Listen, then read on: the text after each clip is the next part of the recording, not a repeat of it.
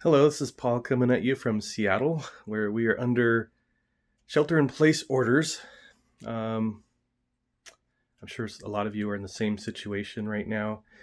Man, there's a lot changed since the last time I talked to you guys. A lot of things are closed down. Not really any place you can go. There's no bars open or anything like that. So I've just been kind of staying at home and trying to figure out ways of protecting my family. Sometimes we do have to go out for groceries. I don't know about this toilet paper thing. Uh, you know, just toilet paper. The coronavirus doesn't make you need more toilet paper, so I really don't get it.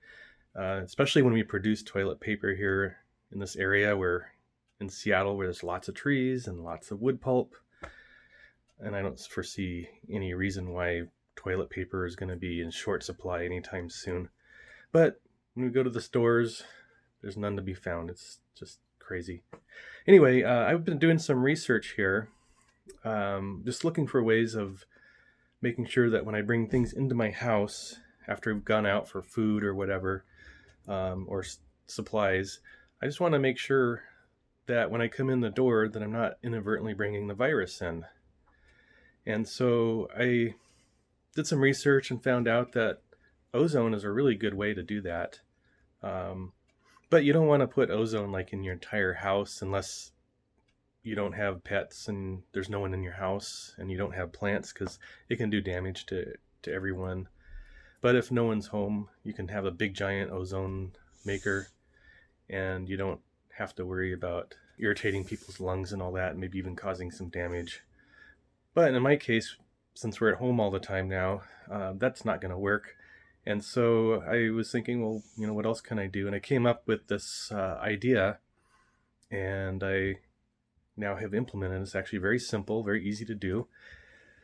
So I'm going to show you my little setup here. It's called the Poor Man's Sterilization Chamber.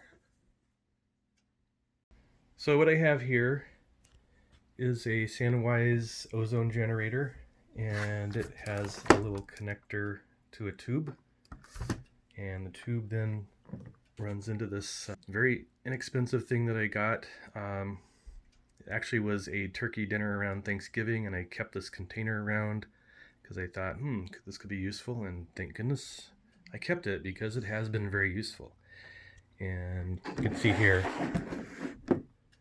turkey dinner that I bought from Costco.